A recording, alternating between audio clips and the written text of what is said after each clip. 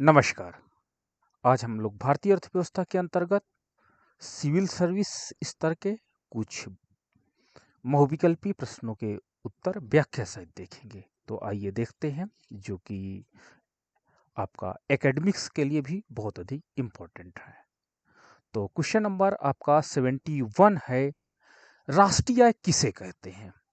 आप देख सकते हैं डिस्प्ले में आपको दिख रहा होगा कि राष्ट्रीय आय क्या है। तो इसमें आपका पहला ऑप्शन है बाजार मूल्य पर निवल राष्ट्रीय उत्पाद, या उत्पादन लागत पर निवल राष्ट्रीय उत्पाद, या बाजार मूल्य पर निवल देसी उत्पाद, या उत्पादन लागत पर निवल देसी उत्पाद। तो इसका करेक्ट आंसर आपका है बी, उत्पादन लागत पर निवल राष्ट्रीय उत्पाद।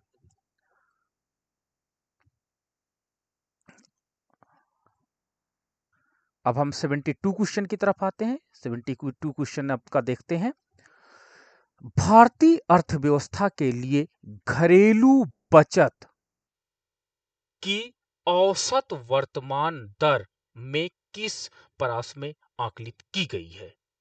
ठीक है, जो बचत दर है वो किस तरह आपका जो वर्तमान में किस दर पर आपके है या किस रेंज के बीच में है, उस रेंज को आपको बताना है। तो पहला ऑप्शन आपका है क्या 15 से 20% है, क्या 30 से 35% है, क्या 25 से 30% है, क्या 30 से 50% है। तो घरेलू बचत दर कितनी है? तो इसका जो आपका है वो करेक्ट आंसर है 30 से 35% के बीच घरेलू बचत दर है। अगला प्रश्न आप आते हैं अगले प्रश्न की तरफ। तो 73 क्वेश्चन नंबर है, निम्नलिखित राज्यों पर विचार कीजिए। कौन कौन से राज्य हैं आपके? आपका गुजरात, कर्नाटक, महाराष्ट्र, तमिलनाडु। इन राज्यों का उनके प्रति व्यक्ति निवल राज्य घरेलू उत्पाद per capita net state domestic product के संदर्भ में अवरोही क्रम में डिसेंडिंग ऑर्डर में लिखिए। यानी जो उनकी डोमेस्टिक प्रोडक्ट है, यानी पर कैपिटा डोमेस्टिक प्रोडक्ट है, सबसे ज्यादा किसका है, फिर कम किसका है, फिर कम किसका, उस क्रम में आपको बताना है। तो चलिए हम इसको देखते हैं। तो सबसे ज्यादा जो आपके पास per capita income net state domestic product है, पहले स्थान पर आपका महाराष्ट्र आता है, पहले रैंक पे।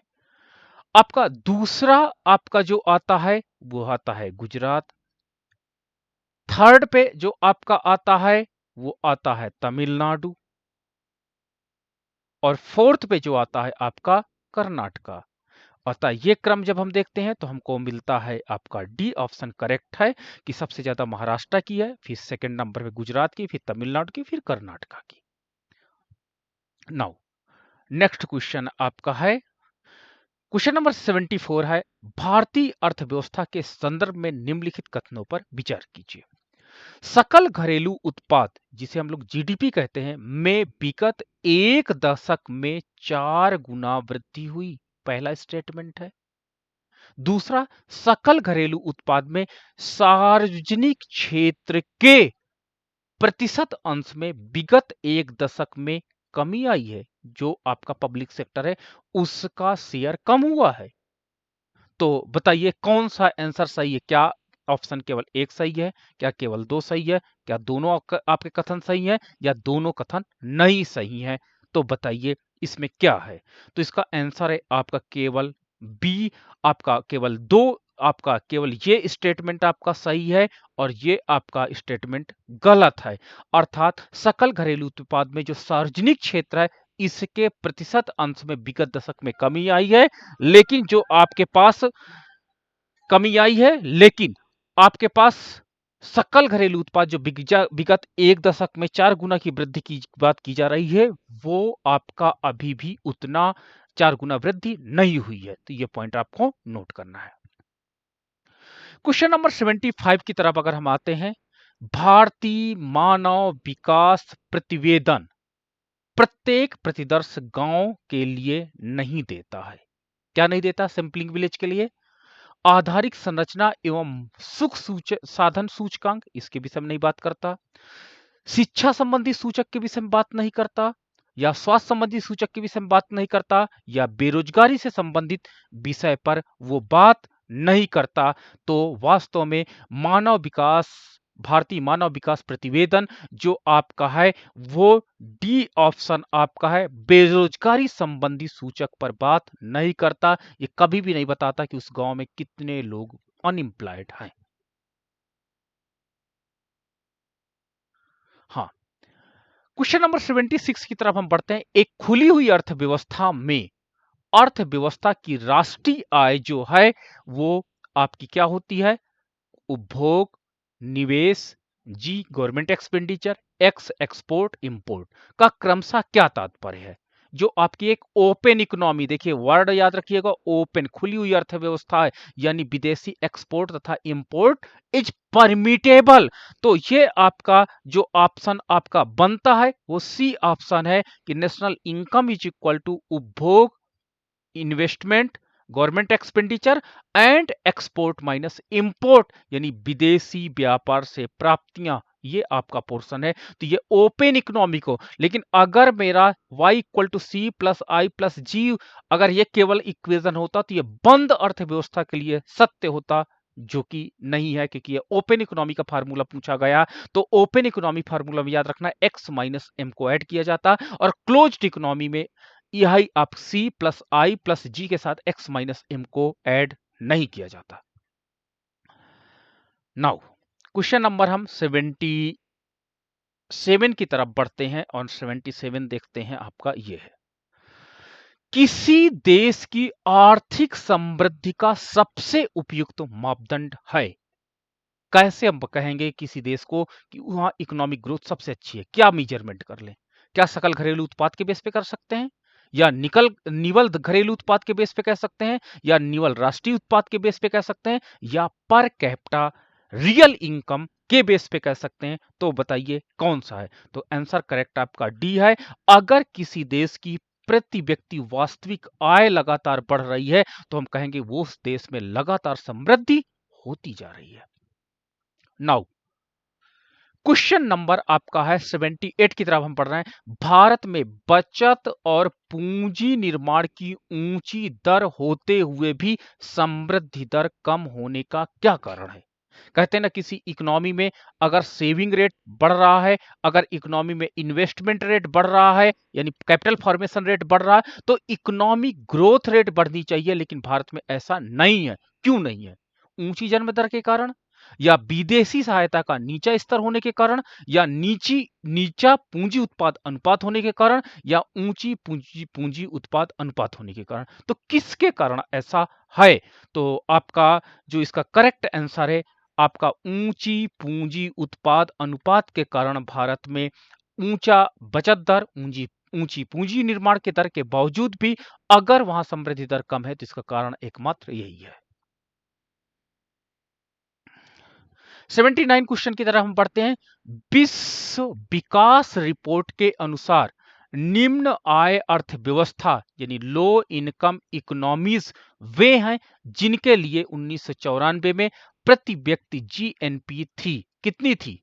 यूएस डॉलर 925 या कम, यूएस डॉलर 825 या कम, यूएस डॉलर 725 या कम, या यूएस डॉलर 525 या कम। तो बताइए करेक्ट आंसर क्या था? विश्व विकास रिपोर्ट के अनुसार निम्न अर्थव्यवस्थाओं को उन्होंने किस क्राइटेरिया में रखा था? तो इसका जो आपका करेक्ट आंसर है वो आपका है सी है, यानी जिस इकोनॉमी की इनकम 725 यूएस डॉलर से कम है जीएनपी, उसको इन्होंने निम्न अर्थव्यवस्था के अंतर्गत रखा गया था। नाउ क्वेश्चन नंबर 80 की तरफ हम बढ़ते हैं। 80 प्रश्न है, भारत में पूंजी निर्माण के आंकड़े एकत्रित करने का काम कौन करता है? कैपिटल फॉर्मेशन डेटा कौन कलेक्ट करता है? भारतीय रिजर्व बैंक और केंद्रीय सांख्यिकी संगठन द्वारा, या भारतीय रिजर्व बैंक भारतीय स्टेट बैंक के द्वारा, भारतीय रिजर्व बैंक और सभी कमर्शियल बैंकों के साथ, या केंद्रीय सांख्यिकी संगठन और राष्ट्रीय नमूना सर्वेक्षण के साथ? तो कौन सा ऑप्शन आपका करेक्ट है? तो करेक्ट आंसर आपका ए है, भारतीय रिजर्व बैंक के साथ सीएसओ केंद्रीय सांख्यिकी संगठन साथ मिलकर के इस डेटा को इकट्ठा करते हैं। अगर हम बात करते हैं 81 क्वेश्चन की तरफ आते हैं, तो भारत में निम्नलिखित 4 प्रमुख जो क्षेत्र है इसमें बचत का उदय होता है। किस क्षेत्र से बचत का उदय होता है? गृहस्थ, निजी निगम क्षेत्र, निजी क्षेत्र, सरकारी क्षेत्र। नीचे दिए गए कूट का उपयोग करते हुए उपर्युक्त क्षेत्रों के योगदान का सही अवरोही क्रम बताइए। अवरोही क्रम क्या है आपका? ठीक है, तो इसका जो आपका करेक्ट आंसर आपका है वो आपका है सी, यानी आपका 3, 1, 2 और 4। आपका निजी क्षेत्र, फिर आपका गृहस्थ, फिर आपका निजी निगम क्षेत्र और चौथा आपका सरकारी क्षेत्र। इस क्रम में हम अवरोही क्रम में इसको लगाते हैं। अगला प्रश्न है 82। वर्ष 2012-13 के दौरान वर्तमान मूल्य पर सकल घरेलू उत्पादन वृद्धि दर अनंतिम अनुमान के आधार पर कितनी रही?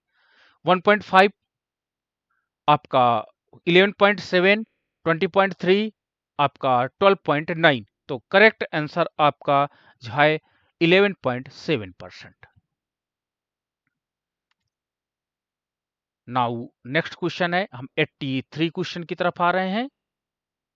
हाँ, वर्ष 2010-11 के दौरान बचत दर कितनी थी? 4.5%, 5.4%, 34% या 7.6%? कितनी रही? तो आपका जो करेक्ट आंसर है वो आपका है सी, 34% बचत दर थी उस समय। नाउ आपका क्वेश्चन नंबर 82 है, ये विचार, ये जो है स्टेटमेंट, भविष्य में भारतीय नियोजन में वस्तुओं से अधिक ध्यान व्यक्तियों को देना चाहिए। ये व्यक्त किसने किया था? यानी जो नियोजन है, जो प्लानिंग है, उसमें हमको कमोडिटी पे ज्यादा अधिक फोकस न करके पर्सन्स पे ज्यादा फोकस करना चाहिए। ये कथन किसका है? अमर्त्य सेन द्वारा, यशवंत सिन्हा द्वारा, अटल बिहारी वाजपेयी जी द्वारा, मनमोहन सिंह जी द्वारा, किसके द्वारा ये स्टेटमेंट दिया गया? तो करेक्ट आंसर है अमर्त्य कुमार सेन द्वारा दिया गया है यह स्टेटमेंट कि हमको वस्तु से ज्यादा व्यक्ति पर ध्यान देना होगा। नाउ क्वेश्चन नंबर 85 की तरफ हम चलते हैं।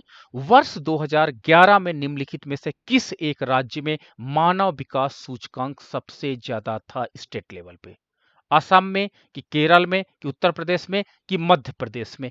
किस स्टेट में सबसे ज्यादा था? तो आप जानते हो कि केरला ह्यूमन डेवलपमेंट में बहुत आगे, शिक्षा स्वास्थ्य के मामले में बहुत आगे, तो निश्चित रूप से कि और मानव विकास सूचकांक में भी केरला का स्थान अच्छा है। नाउ नेक्स्ट क्वेश्चन है 86। निम्नलिखित में से कौन सा मानवीय विकास सूचक का तत्व नहीं है जो ह्यूमन डेवलपमेंट इंडेक्स में प्रयोग नहीं किया गया है? उपभोग पर किया गया व्यय, शिशु मृत्यु दर, वयस्क साक्षरता दर, स्वास्थ्य। तो आपको पता है कि उपभोग व्यय को आपने देखा होगा ह्यूमन डेवलपमेंट इंडेक्स में प्रयोग आपको नहीं किया जाता है, जबकि क्या होता है अन्य आपके जो वेरिएबल्स हैं उनका प्रयोग किया जाता है। नाउ भारत के निम्न राज्यों में किसमें प्रति व्यक्ति आय सबसे कम है? बिहार में, उत्तर प्रदेश में, उड़ीसा में, पश्चिम बंगाल में?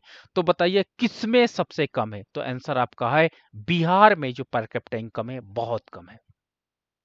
अगला पॉइंट है, गत 5 दशकों में भारत की राष्ट्रीय आय में कृषि का योगदान क्या हुआ है? धीरे धीरे कम हुआ है। ठीक है, पहले 50-60% हुआ करता था, आज 14% ही रह गया। तो एग्रीकल्चर का हिस्सा लगातार डिक्लाइन होता चला गया है। नाउ मानव निर्धनता सूचकांक, आपका ह्यूमन पॉवर्टी इंडेक्स, किस वर्ष मानव विकास की रिपोर्ट में प्रस्तुत किया गया? ठीक है, तो जो आपका ह्यूमन आपका पॉवर्टी इंडेक्स है ये कब बना करके लाया गया? तो इसका करेक्ट आंसर है 1997 में। ये एग्जाम में क्वेश्चन बहुत बार पूछा गया, इसको जरूर आप याद रखिएगा। अगला प्रश्न है क्वेश्चन नंबर 90 है, बीते हुए 1990-91 के दशक में सकल राष्ट्रीय उत्पादन की अधिकतम वृद्धि दर किस वर्ष में थी? ठीक है, तो ये क्वेश्चन आपका है। तो इसमें 1993-94, 94-95, 95-96-97 और 99-2000। तो इसका करेक्ट जो आपका आंसर है वो सी है 1996-97 में जो आपका राष्ट्रीय उत्पादन की वृद्धि दर थी सबसे ज्यादा इस साल थी। 90 के दशक की हम बात कर रहे हैं। अगला पॉइंट है, भारत की राष्ट्रीय आय की गणना किसके द्वारा की जाती है? देखिए बार बार ये क्वेश्चन रिपीट कर रहा है, आप इंपॉर्टेंट है। योजना आयोग द्वारा, वित्त आयोग द्वारा, रिजर्व बैंक ऑफ इंडिया द्वारा, केंद्रीय सांख्यिकी संगठन द्वारा। तो आंसर आपका करेक्ट है, केंद्रीय सांख्यिकी संगठन राष्ट्रीय आय की गणना करता है।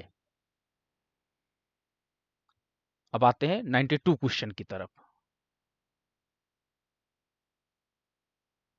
Question number 92। ओके, चलो देखो, निम्नलिखित में से कौन सा मानव विकास सूचकांक एचडीआई में सम्मिलित नहीं है? ठीक है, तो जीवन प्रत्याशा आप जानते हो ये सम्मिलित है। ठीक है, कोई प्रॉब्लम नहीं है। तो जीवन प्रत्याशा को सम्मिलित किया गया, वास्तविक प्रति व्यक्ति आय को भी सम्मिलित किया गया है। तो आपका ये सम्मिलित है एचडीआई में, ये सम्मिलित है। सामाजिक असमानता, सोशल इनइक्वालिटी को सम्मिलित नहीं किया गया। प्रौढ़ साक्षरता को सम्मिलित किया गया, अर्थात करेक्ट आंसर सी है जो सम्मिलित नहीं है, बल्कि ए, बी और डी ये आपके एचडीआई के पैरामीटर हैं। ये पॉइंट आप नोट रखिएगा। अगला प्रश्न है आपका,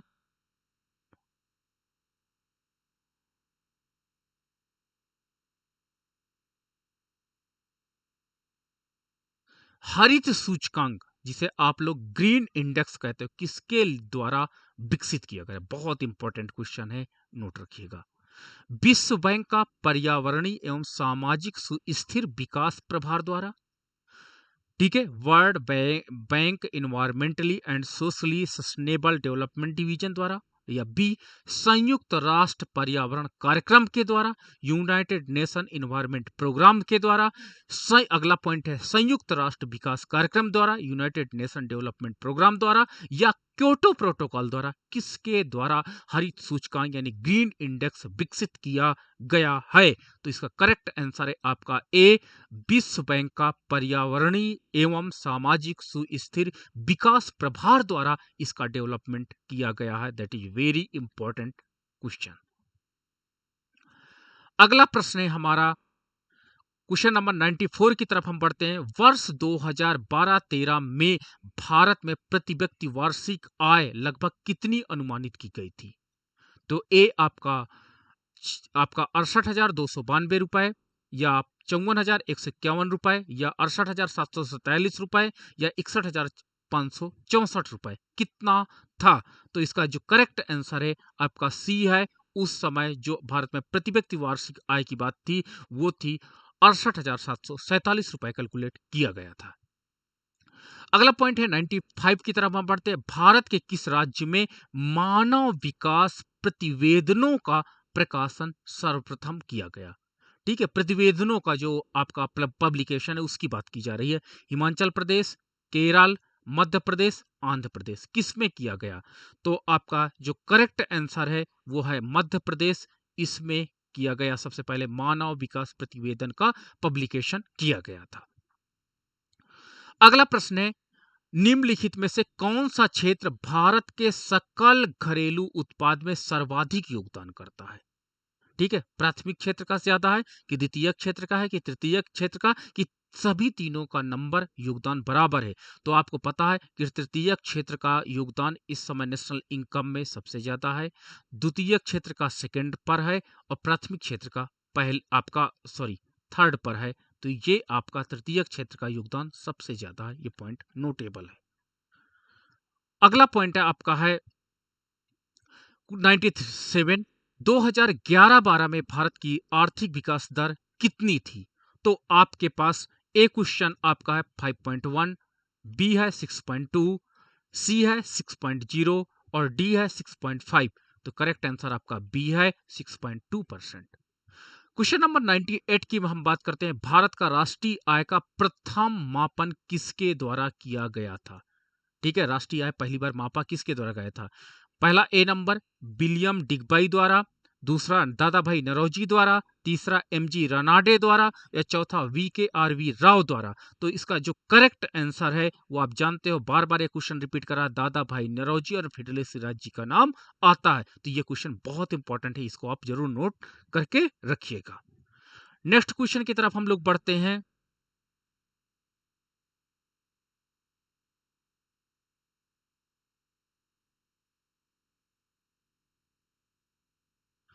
हाँ, क्वेश्चन नंबर आपका 99 है। भारत में तृतीय क्षेत्र, ठीक है, में सम्मिलित है। किसको सम्मिलित किया गया है? जो आपका टर्टियरी सेक्टर है, जिसे आप लोग सेवा क्षेत्र कहते हो, व्यापार एवं परिवहन को, वित्त एवं वास्तविक संपदा को, या वानिकी तथा मत्स्यिकी को, किसको सम्मिलित किया गया है? तो इसका करेक्ट जो आपका आंसर है वो आपका है बी, केवल 1 और 2 को सम्मिलित किया गया है, यानी व्यापार एवं परिवहन को और वानिकी तथा मत्स्यिकी को। No no, that is,